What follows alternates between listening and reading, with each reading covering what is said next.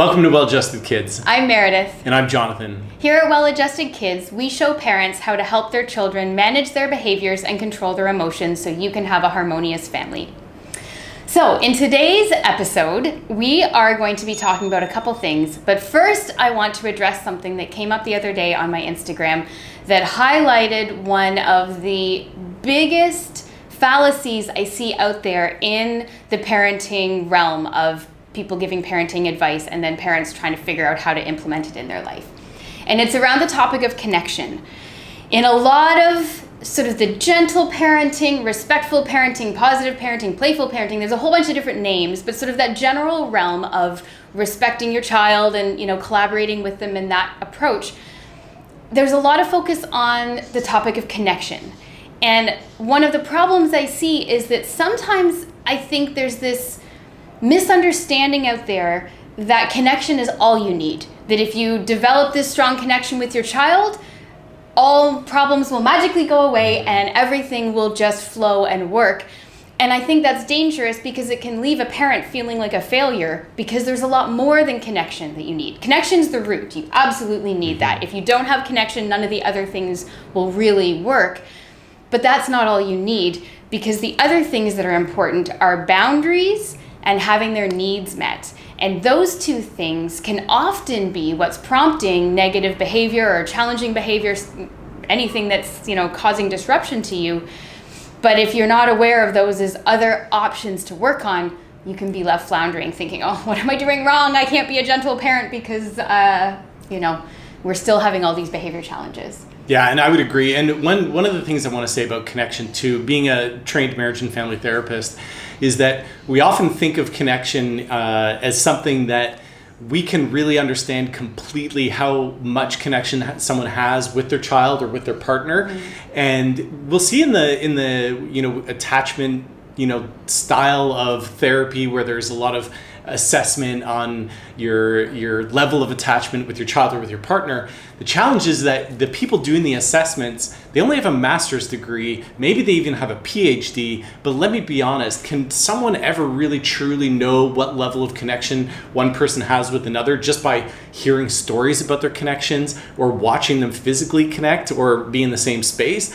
I argue that it's extremely difficult and very esoteric to assume that we can reduce a child's behavior down to one simple thing, which is connection. I don't think I have the training to go or the expertise to look at a family and say they have a good connection, they have a bad connection, when I'm only witnessing them for an hour in, say, the therapy room.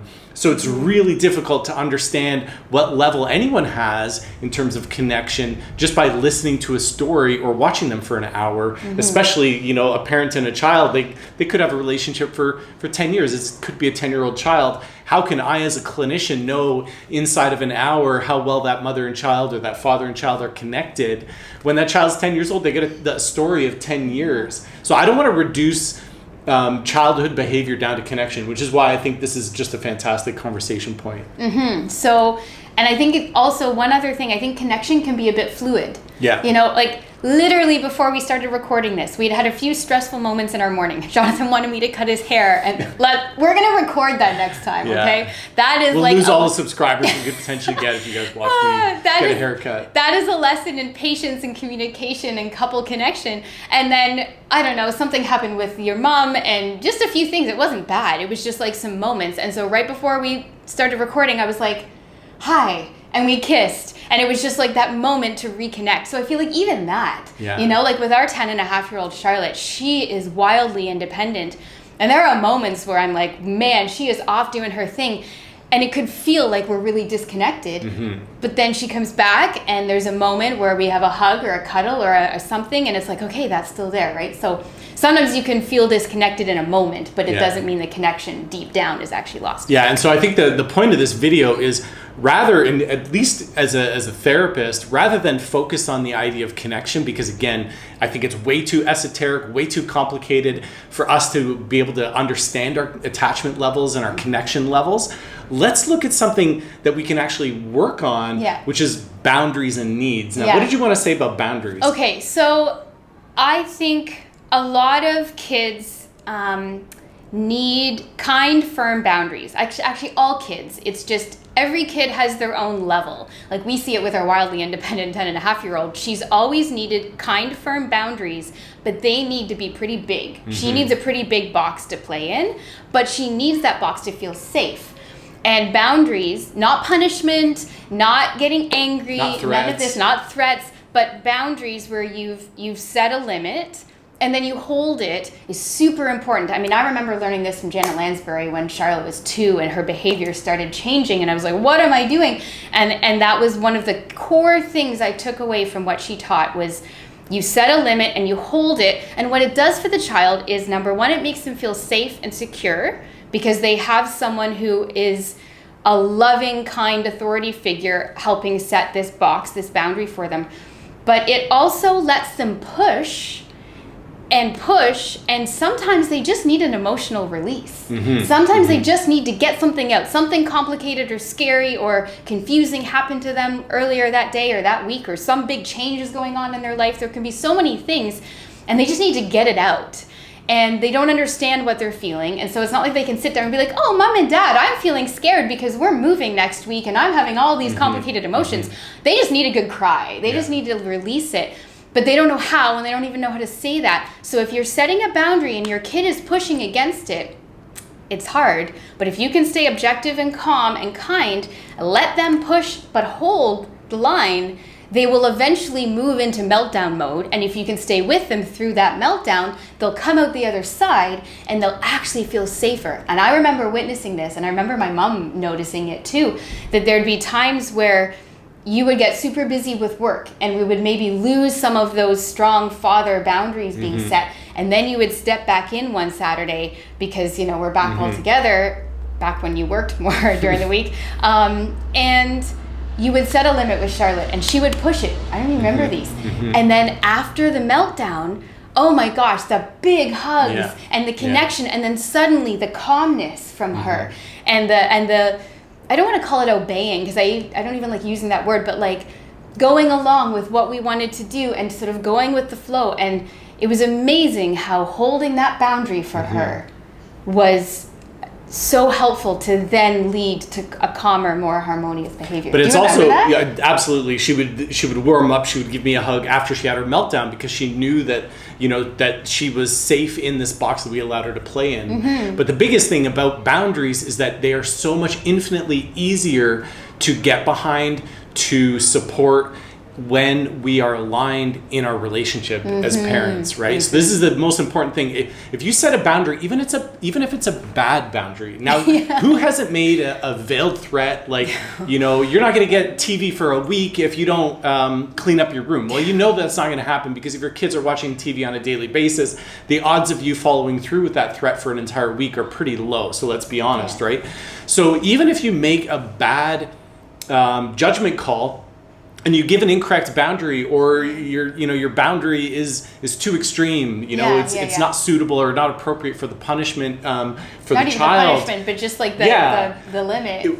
Whether it's a good boundary or a bad boundary, as long as you have your partner's support and they're on your side. So it's so much easier as a couple to come together and support one another, choose your boundaries, and know that, you know what, when Meredith sets a boundary, which hers are much more loose than mine are, I'm definitely more strict when it comes to our family.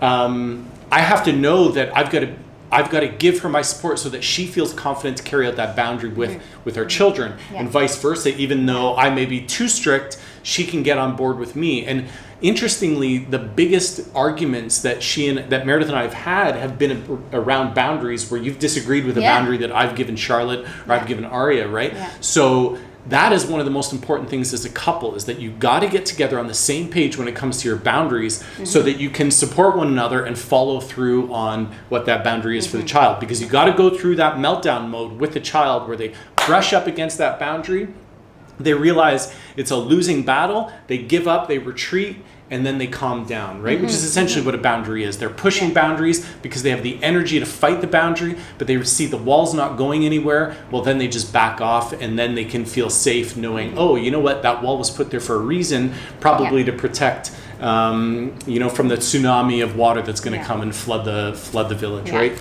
Jonathan loves his metaphors. I do like my metaphors. And we're going to address an aspect of this in another video later. So I just want to say, if you're wondering how to deal with your partner setting a boundary you disagree with, you keep the united front, and then after, it's okay to change your mind. But that's something we're going to address in another video, and that's how you would deal with watching your partner and you're like, don't say that, don't take away the birthday party later today, don't take away TV for a week. But it's okay, because there's going to be a way through that, and we'll address that later. Yeah, so to sum up for this video today, we need to address needs. Oh yeah, that's the other important thing. So you've got connection, you've got boundaries, sometimes that, but sometimes it's as simple as they just don't have a need met. And I'm not talking wants. Oh, I want the latest video game, or I want this. It's a need. They might be hungry. They might be tired. They might just be overstimulated and need to disconnect from the social environment they're in and have a breather. Aria needs that all the time. Aria has skipped multiple family dinners with friends because she just can't cope with it anymore. And if you had a parenting style where you're forcing your kid to stay at the table because it's rude and disrespectful to not eat when grandma came over for dinner, you could be having meltdowns and stuff during dinner, whereas we will recognize that she has a need for a lone introvert time. And just because it's corresponding with us inviting people over for dinner doesn't invalidate her need for that time. And as she gets older, we will help coach her through how to get it for 2 minutes and return to the table. But when she was 3, there was none of that. It was okay, we're going to give you a show in your room, and you can eat, and we're going to have our social time, right? She can compose herself. Right? Yeah. So it's respecting that they might have a need. And Charlotte, oh my gosh, you will hear a million videos from me on her hanger. It's gotten a lot better, but when she was younger, she would get so hangry. It was like she turned into another child. I remember times in the kitchen when you weren't home, I literally had my hand on her head or shoulder trying to keep her from physically punching me as I'm slathering peanut butter on a piece of bread or avocado toast, getting it in her mouth. And then it was my child was back. But it was so difficult because she needed to eat so often, and I'd be busy with the baby, whatever, and suddenly I'm oh no, hanger has hit. So that was a need. She wasn't meaning to misbehave. She wasn't meaning to be a bad kid. She just literally was so hungry she couldn't cope. And Jonathan gets like that. My sister gets like that. My best friend gets like that. I have a lot of experience in dealing with hanger. So it took a bit of time, but I would recognize, I'm oh no, we're in hanger mode, so let's solve this need. And then suddenly all the behavior was fine. So, connection, boundaries, and needs. Well, and I think of it as the childhood behavior pyramid, right?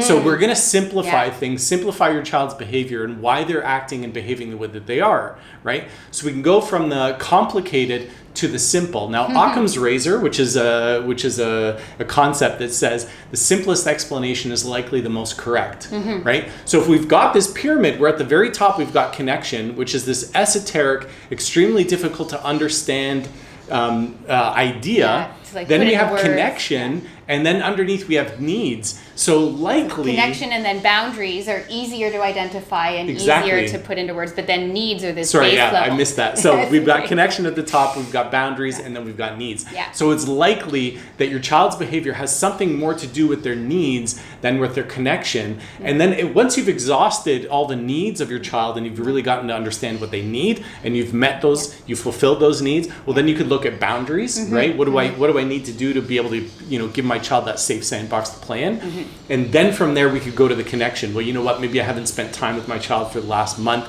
Maybe we haven't done things one-on-one. Of course we can always work on connection. I just think it's a very esoteric, very difficult thing to fully understand. So think of it as the child behavior pyramid. Start with the needs, then move to the boundaries, and then finish off with the connection. You're going to make an awesome little infographic that just show up by my head with a triangle, aren't you? I'd like to. I'm not that great at editing. Well, there's anyway, so I just want to say, don't forget to like and subscribe to this channel, and feel free to share this channel with your friends, with family members, with other people that are struggling with their child's behavior and how to be a better parent, how to give your child those tools and those strategies to control their emotions and manage their behavior. Do you have anything else to say? We're going to dive into each of these ones more in future videos. We just wanted to address all three as a package and how you need to be thinking of all of them as possible sources for some behavior challenges. Awesome. Thanks so much, guys. Thanks for joining us.